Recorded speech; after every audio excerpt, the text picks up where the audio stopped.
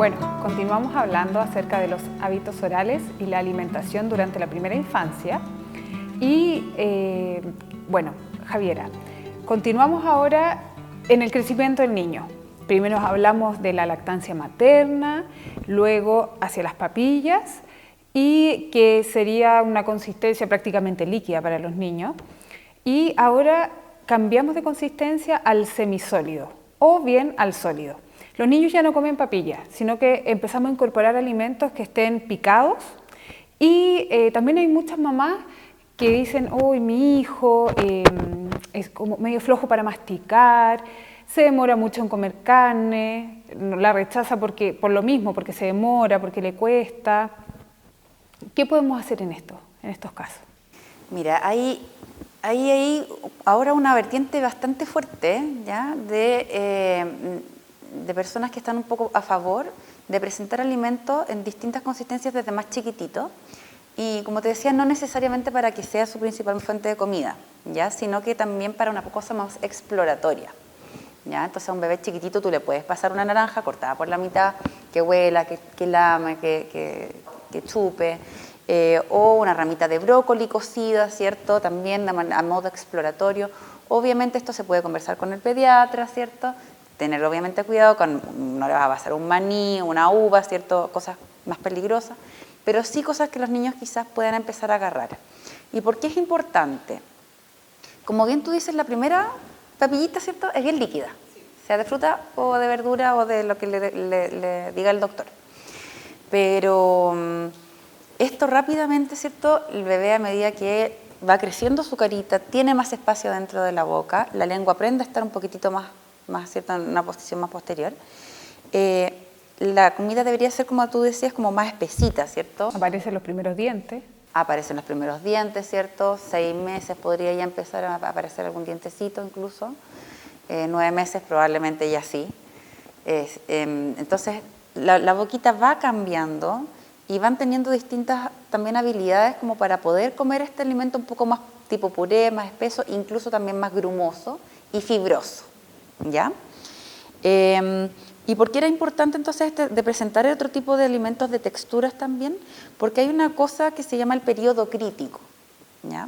Entonces hay bebés que les cuesta un poquitito más tolerar texturas, tolerar ciertos alimentos, tolerar sabores nuevos, o que por ejemplo pasan por algún periodo de enfermedad. Sobre todo los que son hijos, segundo hijo, tercer hijo, cuarto hijo, se enfermó el otro, pum, cae la guagua, ¿cierto? Y mientras está enfermo, entonces, típico que te dicen, no, sigue dándole leche. Y está muy bien, ¿cierto? La leche materna y ojalá harta leche para que se mantenga hidratado, o en las enfermedades gastrointestinales también. Pero no hay que olvidar de rápidamente tratar de retomar esta alimentación, o ni siquiera tanto para que coma, como te decía yo, sino para que explore y para que juegue. Este periodo crítico de presentación de los alimentos más grumosos y más fibrosos debería ser a más tardar a los 9-10 meses.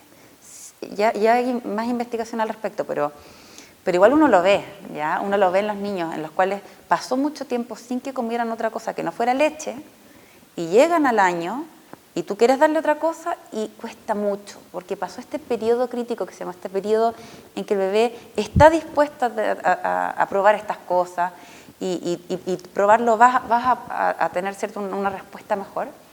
Y como pasó, después es mucho más difícil que el niño tolere, ¿cierto? Tener fibritas en la boca, grumito y distintas consistencias. Yo creo que eso también puede ser en parte porque a las mamás nos da susto el cambio en la consistencia, que se vayan a atorar, que pueda pasar algo, y quizás nosotros también vamos aplazando ese periodo crítico por el temor a que pudiera pasarles algo. Ahí también un tema como de falta de información, y porque también de repente tú lo llevas al control pediátrico y te dicen, no, si está bien en peso.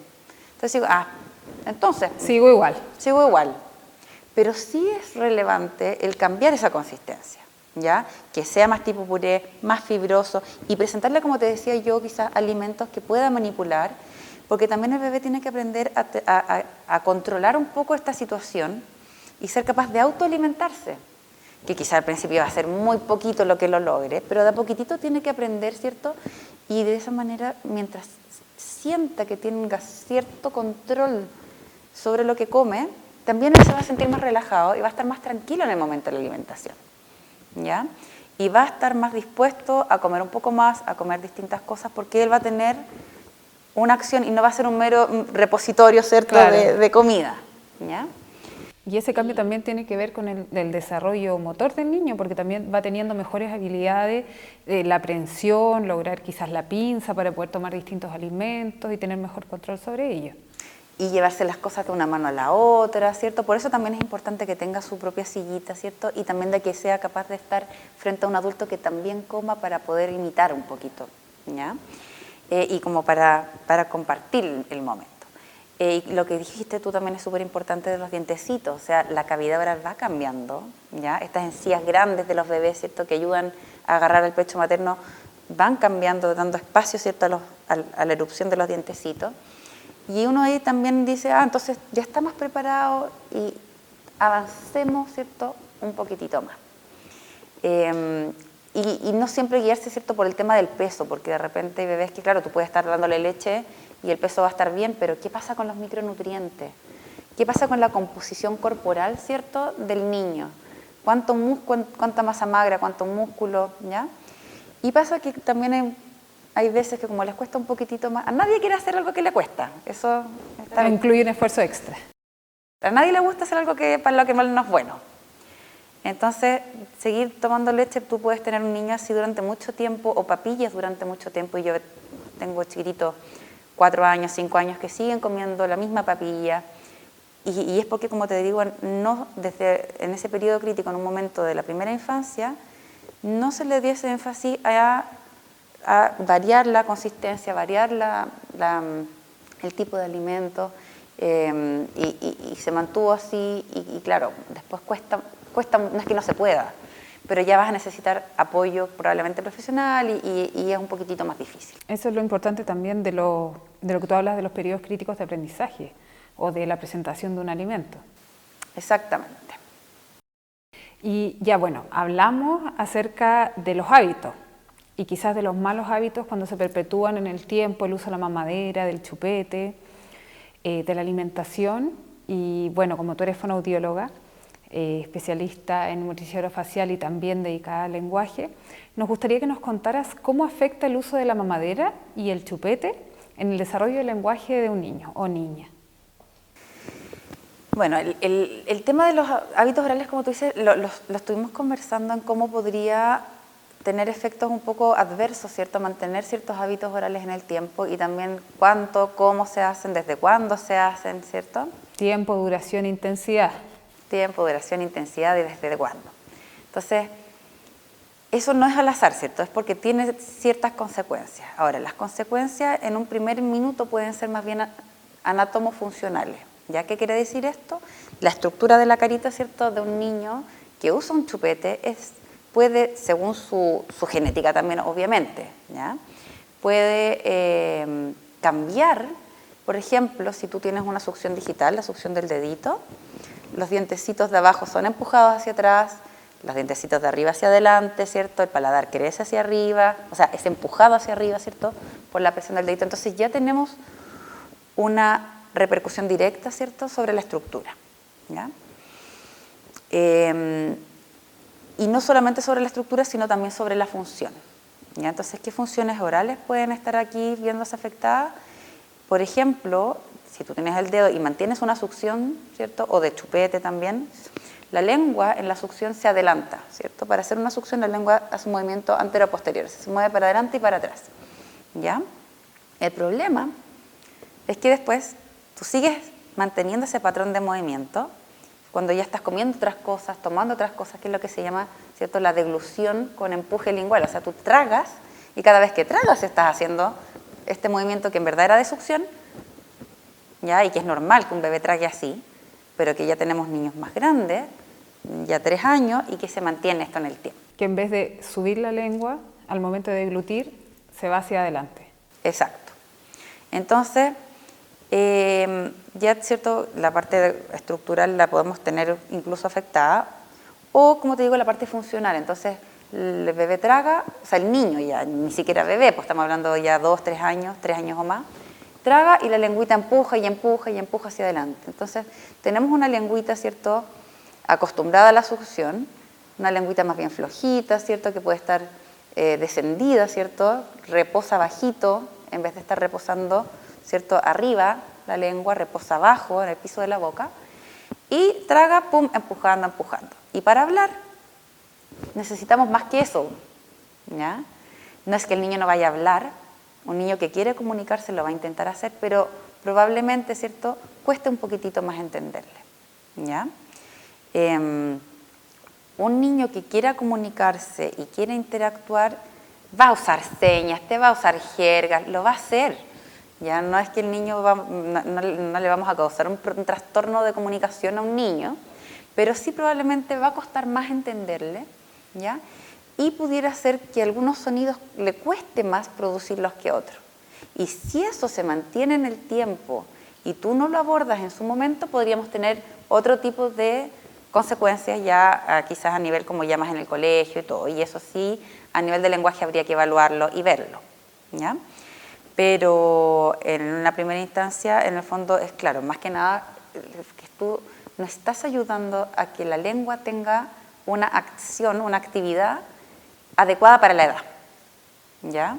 Entonces un niño a los 3 años ya no debería estar, ¿cierto?, alimentándose mediante succión, usando chupete o con hábitos orales que involucren, ¿cierto?, este tipo de movimiento que es inmaduro, o sea, es de bebé, digamos. Es de bebés, cuando ya deberían estar usando un vasito, como tú nos comentaste anteriormente, que ahora hay una gran gama de variedad de distintos vasos que los niños pueden utilizar, bombillas, vasos con estos piquitos o luego ya el vaso directamente.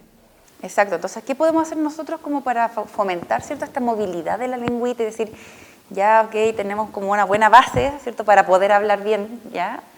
Y para que se entienda un poquito más y en el fondo facilitemos la cosa, podemos, por ejemplo, bueno, obviamente evitar los hábitos de succión, ¿cierto? Evitar hábitos de morderse uñas, morder cosas, ¿cierto?, la ropa. Podemos también favorecer una alimentación completa como la de un adulto, ¿cierto? O sea, a los 3 años un niño tiene que estar comiendo la misma comida que comen los papás en la casa. En cuanto a variedad y consistencia. En cuanto a variedad, a consistencia, quizás la carne un poco más chica, porque la boca es más chica, ¿cierto? Pero la dentición temporal ya está completa, o sea, tiene todos sus dientecitos de leche, entonces tiene la posibilidad, ¿cierto?, de masticar bien. Los volúmenes obviamente van a ser apropiados para cada niño. Y eso es importante que, en el fondo, es como un ejercicio, si tú lo piensas, ¿ya? Comerse un palito de zanahoria es un ejercicio. Mastico por acá, mastico por allá, mi lengua lo mueve para acá, lo mueve para allá, mastico, mastico, mezclo con saliva, formo, ¿cierto?, algo que puedo tragar, claro, el bolo.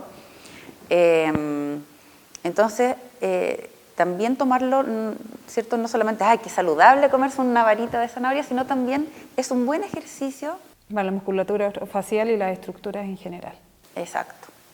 Y el vasito, ¿cierto?, tomar agüita en vaso, tomar la leche en vasito, buenos hábitos orales que también te van a ayudar.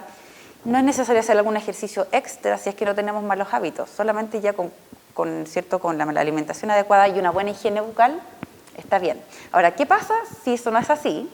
¿Cierto?